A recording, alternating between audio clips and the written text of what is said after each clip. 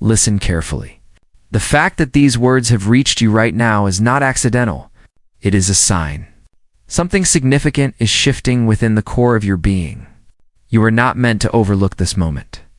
You are standing at the edge of a major transition, a threshold. Your inner self has been moving toward for years. Even if you couldn't fully describe the pressure you've been feeling, what you're about to hear in the next few minutes isn't light motivation. It is the unveiling of a deeper psychological process, one that I, Carl Jung, described as the point where the soul begins its journey of restoration. This journey carries its own signals and messengers. It leaves subtle clues in your everyday experiences. And whether you notice them or not, you are already following that path. So let us uncover what your inner world has been trying to communicate for months. There are moments in life when reality seems to vibrate with a different tone, not louder. You might be going through an average day when a thought appears that feels unfamiliar. Or you hear an old song multiple times in the same afternoon from different places. You may pull a random book from a shelf, and it opens directly to a passage that speaks to a question troubling your mind. Most people ignore these things, calling them coincidences, and move on. But you sense something beyond chance. These aren't random events. They are examples of what analytical psychology calls synchronicity. I saw synchronicity not as luck, but as a deeper ordering principle of the universe, operating outside normal cause and effect. It is the meeting point where your inner world and the outer world mirror each other and reveal a shared hidden message. Your soul doesn't follow a timetable. It doesn't work through lists or schedules. Its language is made of symbols, images, and unexpected moments that make you stop and reflect. When an inner return is approaching, the unconscious begins sending early signals. It prepares you even when you don't know what you are being prepared for. This preparation happens below the surface of your awareness. You may feel restless without knowing why. You might sense a longing for something you can't describe. There's a growing internal pressure that keeps you awake at night. Your body notices these changes first. Your skin may feel more reactive. Your hearing may sharpen. Some people recall scents from childhood that haven't appeared in decades, or they see colors in the sky with unusual intensity. This is not your imagination. This is your psyche extending its reach, sensing that a profound realignment is approaching. What feels like a premonition is, in reality, an echo of yourself, the person you once were. Life taught you to diminish, to make yourself smaller. I've described the self as the true center and the entirety of your personality. This self is not your ego or the carefully curated persona you show to the world. It is the indestructible core beneath all layers of conditioning, trauma, and survival strategies. A comeback becomes inevitable when this core begins to awaken. It demands recognition. It refuses to remain unseen any longer. The question isn't whether you feel prepared, it's whether you're willing to acknowledge the signals coming from your own depths. Have you noticed that old passions no longer excite you? That friendships which once sustained you now feel hollow? That pursuits you once devoted yourself to have lost their impact? This is not a loss, it's a clearing. Your psyche is making space, preparing the stage for something more meaningful in your most authentic form. A comeback is not a return to the past. It's not a sentimental longing for what is gone. The idea of a homecoming carries a different kind of significance. It represents returning to territory that was always yours, but from which you were exiled. It's about reclaiming the parts of yourself buried beneath the weight of others' expectations. You are not reverting to a previous state. You are returning to your true self, to the untamed power that existed before fear taught you silence, to the sharp clarity you possessed before compromising yourself for acceptance. I've drawn an essential distinction between what is imposed externally and what emerges from within. Too many people live lives scripted by outside forces rather than the voice of their own inner truth, the ambitions of their parents, the expectations of their culture, the demands of their partners. They are performing in a play they never auditioned for. And then one day, after years or decades, something inside breaks. Not because they failed, but because their soul can no longer endure living in exile. Your journey home begins. The moment you realize you are playing a role, that the words leaving your lips are not truly yours. that you are sitting in spaces where your spirit cannot breathe. This awareness is painful, but it marks the beginning of everything. There is a profound difference between a new beginning and a homecoming. A new beginning seeks external change, a different city, a new job, a new partner. A homecoming searches for what was lost within.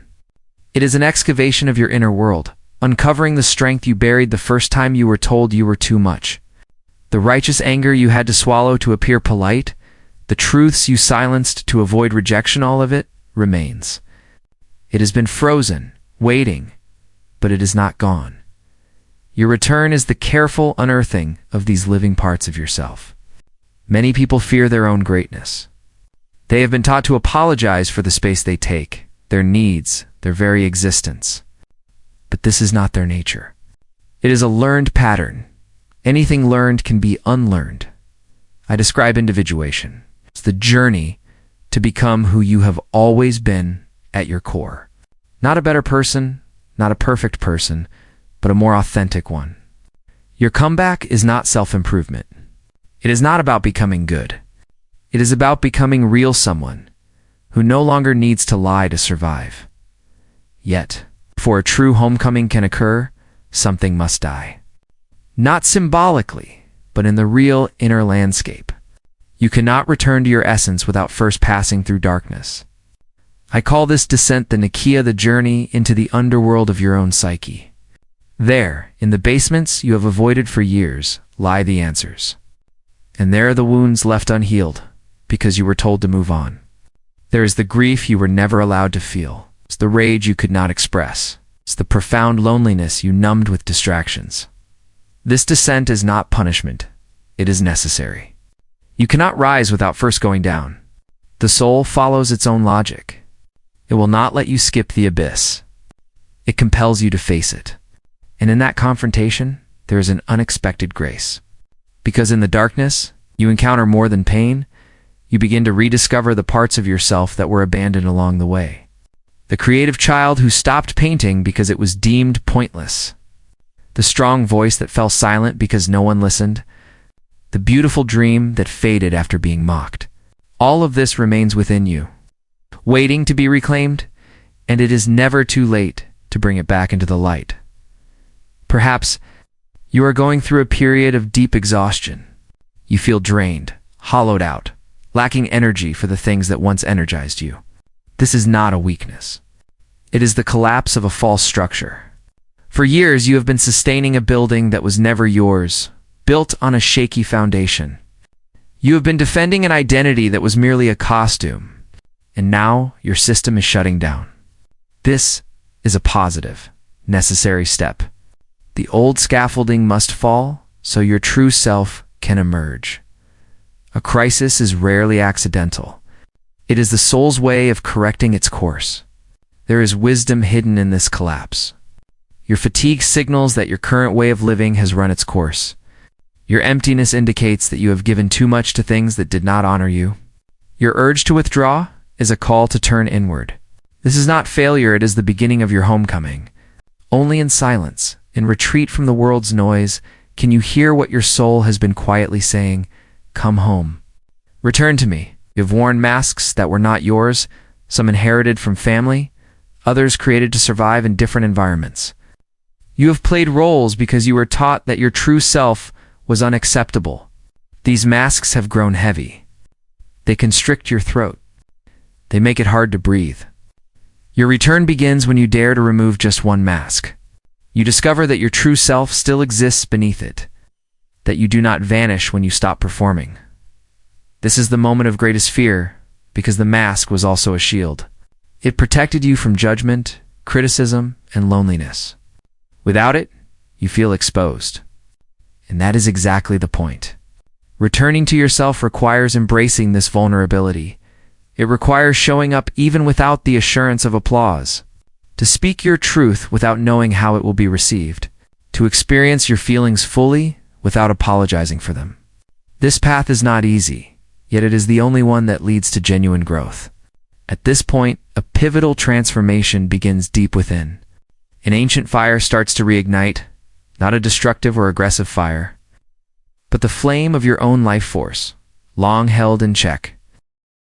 Our shadow, the part of our psyche we deny or suppressed, does not only contain flaws. It also houses the raw, untamed energy we were forced to restrain to be accepted. Your justified anger resides there. Your unbridled creativity is there. Your unapologetic desires and sovereign will are there. All of this was confined, but not extinguished. It awaits liberation. Picture keeping a wild, vibrant part of your spirit locked away for years. You fed it distractions, keeping it subdued, yet never truly opened the door. Now, that door begins to tremble. What lies beyond is not threatening it, is the most alive part of you. It is the energy that drives you when you stop seeking permission, the intensity that flows when you speak your truth, the spontaneous joy that emerges when you act solely from your desire. Without justification, this energy is returning, and you will feel it before you can name it. Your body will awaken, your senses sharpen. You will start rejecting what you once tolerated. You will leave situations that diminish you.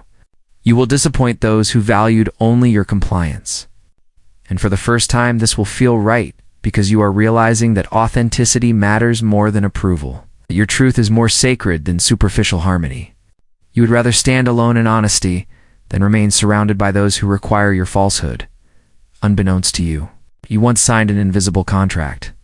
During childhood or adolescence, you agreed without realizing it to trade your essence for belonging. If I conform, I will be loved. If I stay quiet, I will be safe. If I am useful, I won't be abandoned. Though unwritten, you honored it for years, eventually forgetting it was ever a choice. Returning to yourself demands breaking this contract. It requires you to declare fully, I withdraw my signature. This is no minor act, for the contract shaped your movements, speech, and feelings. Without it, you may feel unmoored, but that is where your freedom lies. You have never truly known yourself because you were never allowed to be. Now, in this moment, you have the opportunity to discover who you truly are. Individuation is, in essence, an act of rebellion against the collective. Consciousness, you must be ready to defy expectations that were, it's never truly yours. You must be willing to let down those who loved your adaptation of yourself, rather than the real you. This doesn't mean becoming cold or unfeeling. It means ceasing to betray yourself in an effort to please others. It means learning to say no without carrying guilt. It means stepping away from situations where your truth is unwelcome. It means stopping the endless explanations, justifications, and apologies for simply being yourself. Your life is not a courtroom you owe no one an explanation for who you are. Your transformation begins the moment you internalize this truth, and in that process, something remarkable happens. You'll notice some people start to drift away. Friends you trusted may suddenly fail to understand you. They'll tell you that you've changed, and they'll be correct. You have changed. You have awakened. You have returned to yourself. For those who only knew your tamed version, this shift can be deeply unsettling. They long for the old youth, the convenient version that asked no hard questions and was always available. But that version is fading. It must be allowed to die. Here's a difficult but essential truth. Not everyone will understand you. Your journey back to yourself will confuse some. They may label it selfishness, a midlife crisis, or even a betrayal. This is the cost of authenticity. You cannot live your truth and meet everyone else's expectations simultaneously. Individuation requires separation. You separate from the herd mentality, from the projections others have placed upon you, and from the illusion that your value depends on fitting in. From this separation, a new freedom emerges, not one tied to external circumstances, but rooted internally. You no longer seek constant validation. Not from arrogance, but because you've accessed a deeper wellspring, your inner knowing, your internal compass, your unwavering yes, and your clear no. This is the axis mundi, the central point described in ancient myths. It is the unshakable core around which everything else turns. And that core exists within you. For years, you've sought it externally in relationships, career achievements, or praise from others. You believed that accomplishing more, giving more, or perfecting yourself would finally bring wholeness. but it never did because it cannot come from the outside. The center is not something to achieve or earn, it is your birthright. It has always existed beneath the noise, hidden under layers of conditioning and past pain. Your comeback is the journey back to this center, to that internal axis that remains steady. No matter how fierce the storms around you, when you live from this center, everything changes, not the world itself, but your perception of it. What once felt monumental now diminishes. People you once clung to, out of fear, can now be released with grace. Situations you tolerated before can now end with clarity, not from anger or revenge, but from a deep understanding of what truly belongs in your life and what does not. You begin to see what nourishes your energy and what depletes it, and you start acting accordingly. This is not ego, it is an act of profound self-preservation. I realize that the greatest responsibility a human being has is toward their own wholeness, not toward others' expectations or assigned roles, but toward the unfolding of the unique individual they were born to be. Your comeback is this very process, a refusal to live a life that is not yours, a decision to stand in your truth rather than a crowd of comfortable illusions. Then, in a moment you cannot predict, the shift occurs. It is not a dramatic explosion, but a quiet click, like a tumbler falling into place inside a lock. You realize you are no longer fighting, not with yourself, not with the world. You are simply present in your body, in this moment, without the need to escape, numb, or hide. That is the homecoming. It is not about reaching a destination, it is the arrival into yourself. The ancient Greeks had two words for time. Chronos is linear, quantitative time, the ticking of the clock. Kairos is qualitative time, a supreme moment, an opportune opening where everything can change. Your comeback is a Chiro's moment. It cannot be scheduled or forced. It occurs when the tension between who you are and who you have been pretending to be becomes unbearable. When the pain of conformity finally outweighs the fear of freedom. That moment is now, not tomorrow, not next year, but now. You are hearing these words because something inside you is already awake, because your psyche has guided you here to confirm what you already know in your bones. You are on the edge of the greatest. It's a comeback of your life, not to gain something new, but to reclaim what was always yours, your power, clarity, voice, and your non-negotiable right to be exactly who you are. This homecoming requires no audience, no applause. It occurs in the sacred silence between you and your soul. It is the morning you wake up and feel, for the first time in years, that you have truly arrived in your own life. It is looking in the mirror and seeing someone you no longer have to betray. It is saying no and feeling peace instead of panic. It is saying yes to your soul with full certainty that this is the comeback, the return to you. As you walk this path, you will notice that you no longer need to explain yourself. Others will feel it. Some will be drawn to this new authenticity like moths to a flame. Others may be pushed away by it. Both are necessary because you are no longer a filter. You are no longer a chameleon, shifting colors to fit in. Instead, you have become a fixed point of truth in a world that constantly changes. This stability does not arise from rigidity. It comes from reality, the awareness that being authentically alone is preferable to being surrounded by people who only love the mask you wear.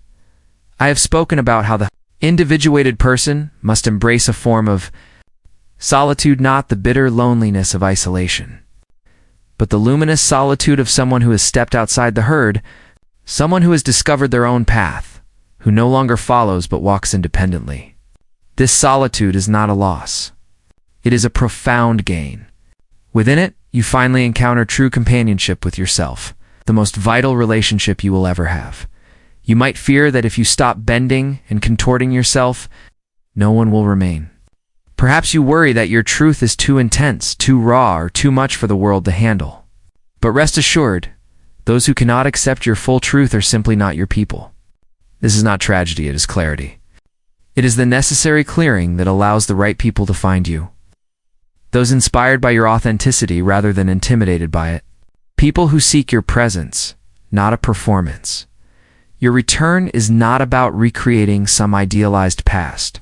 It is the radical moment-to-moment choice to live from your center, from your truth, from your non-negotiable essence.